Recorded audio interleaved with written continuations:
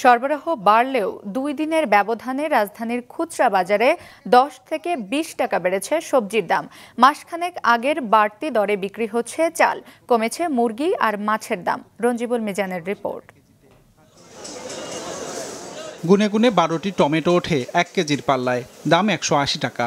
অর্থাৎ খুচরা বাজারে প্রতি পিস ভারতীয় টমেটোর দাম করে 15 টাকা। চীন থেকে আনা গাজরও বিক্রি হচ্ছে 170 থেকে 180 টাকা দরে। আসলে এই দুইটা পণ্য হচ্ছে বাইরের, ওইটা চায়না, এটা ইন্ডিয়ান। এই দুইটা পণ্যের দাম বেশি, আর যেগুলো দেশি মাল এগুলো সীমিতের ভিতরে আছে।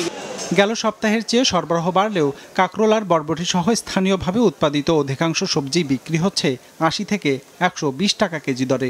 গত 2 দিনে যেরকম আমদানি ছিল, এই 2 দিনে আমদানিটা কম, এই কারণে কেজি প্রতি 10-20 টাকা বাড়তি।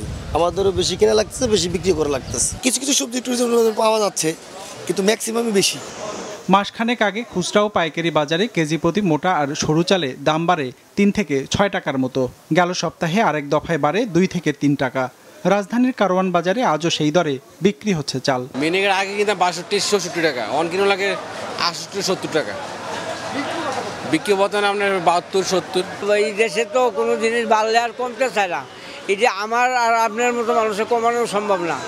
কেজি প্রতি 5 টাকা কমে দেশি পেঁয়াজ বিক্রি হচ্ছে 100 থেকে 115 টাকায়। পাড়া আর মহলায় যা বিক্রি হচ্ছে 120 থেকে 130 টাকা দরে। আর ভারতীয় পেঁয়াজের দর 100 থেকে 105 টাকা। তবে সপ্তাহ দুয়েক ধরেই অপরিবর্তিত আদা রসুনের দাম।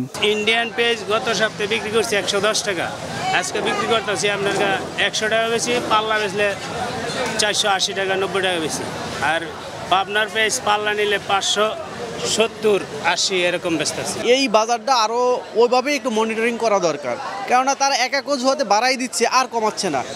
সরবরাহ বাড়ায় কমেছে মাছ মুরগির দাম। 15 থেকে 20 টাকা কমে ব্রয়লার বিক্রি হচ্ছে 175 থেকে 180 টাকা কেজিতে, আর 300 টাকার সোনালি নেমেছে 280 টাকায়। এছাড়া কেজিতে 20 থেকে 30 টাকা কমেছে সব ধরনের চাষের মাছের দাম। রঞ্জিবুল মিজান, মাছরাঙা সংবাদ, ঢাকা।